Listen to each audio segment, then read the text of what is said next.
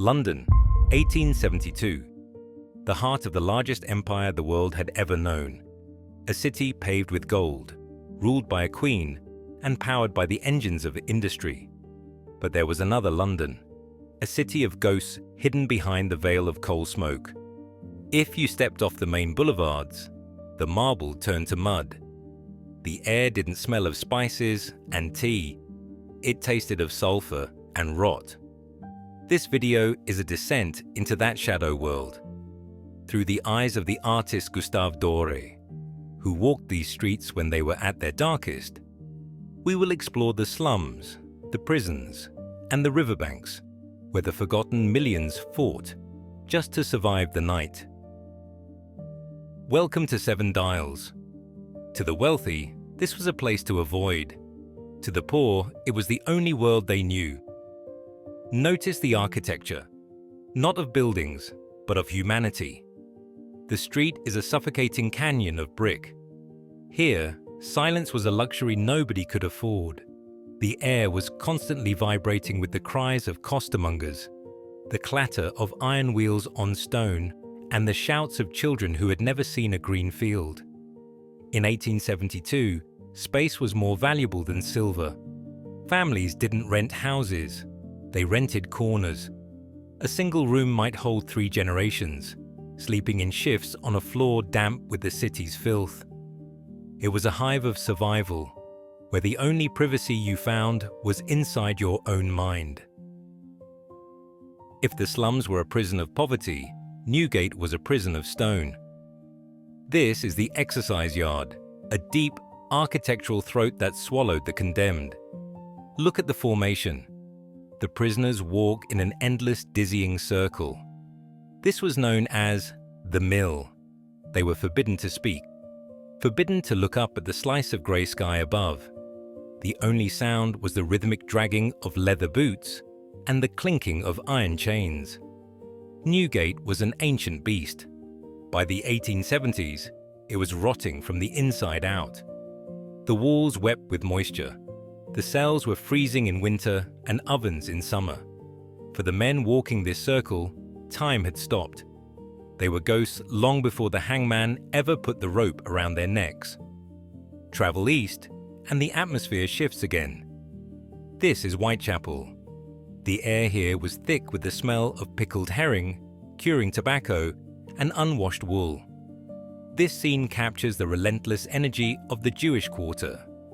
In the Victorian era, London was a magnet for those fleeing persecution in Europe. They arrived here with nothing but the clothes on their backs and a desperate need to work. Notice the chaos. It isn't violent, it is industrious. Every inch of the pavement is a shop. If you had a basket, you were a merchant. If you had a voice, you were an auctioneer. This wasn't just a market, it was the engine room of the East End, fueled by cheap tea and endless ambition. But all roads in London eventually led to the river, the Thames. In 1872, this wasn't a blue waterway. It was a brown, churning artery of trade and filth. The river was the city's sewer and its bank account. Look at the tangle of masts. Ships from India, China, and the Americas crowded the water so tightly you could almost walk across their decks from shore to shore. But down in the mud, life was less majestic. This was the domain of the mudlarks, children who waded through the toxic sludge at low tide, searching for dropped coal, old nails or bones, anything that could be sold for a farthing. To them, the river wasn't beautiful. It was a monster that occasionally offered up a gift. When the sun went down, the true face of the city was revealed. For thousands of Londoners, night brought a terrifying question. Where will I sleep? This image captures a bull's eye, the lantern of a constable cutting through the darkness. It reveals the tragic reality of the casual ward.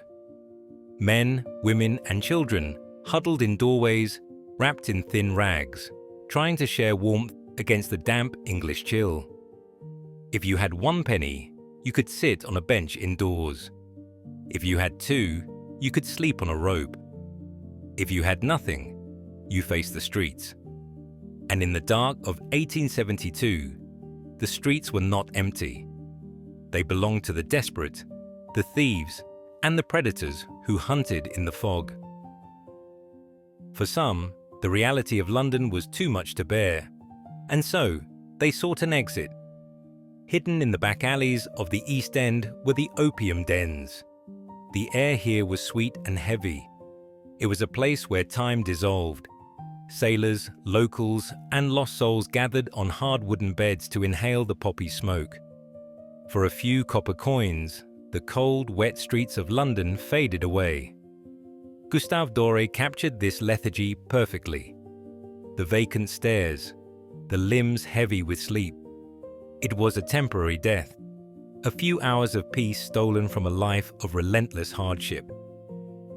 To keep the lights of London burning, men had to descend into hell. This is the gasworks. While the wealthy dined under the soft glow of gas lamps, this was the reality of the fuel that lit their tables. Doré drew this scene like a vision from Dante's Inferno. The heat here was so intense it peeled the skin. The air was a toxic cocktail of sulfur and coal dust. These men, half naked and blackened by soot, were the stokers of the city. They worked 12-hour shifts in temperatures that could boil water. It was a brutal exchange. Their lungs and their lives given up to keep the great empire visible in the dark. If the slums were quiet desperation, the main streets were roaring chaos. This is Ludgate Hill. Look at the crush. It is a paralyzed artery of the city. In 1872, there were no traffic lights. There was only the will of the driver and the muscle of the horse. This engraving captures a lock, a gridlock so dense that the city simply stopped moving. Notice the detail Doré included. A funeral hearse stuck beside a beer wagon. The dead and the drunk, wheel to wheel, trapped in the same mud. It represents the relentless pace of Victorian London, a machine that never stopped, even to let the dead pass. But for some, the noise, the labor, and the poverty led to only one place: the river. This image is known as the Bridge of Sighs. It captures a tragedy that happened every night in Victorian London. A destitute woman, likely homeless or ruined in the eyes of society, contemplating the freezing water of the Thames. In a city of millions, isolation was the ultimate killer. The water offered a silence that the streets could not. This isn't just a drawing of a bridge. It is a portrait of the moment when hope finally runs out. It reminds us that beneath the grand architecture and the imperial power, London was a city built on human bones. Looking back at these engravings, we don't just see ink on paper. We see the DNA of the modern world. Victorian London was a brutal machine. It chewed up the poor to feed the engines of progress. But through the work of artists like Doré, the people who lived in the shadows were not erased. They stare back at us from the fog, reminding us that every great city is built on a foundation of human stories, some triumphant and some tragic. Thank you for walking the shadows with us. Subscribe to explore more vanished history.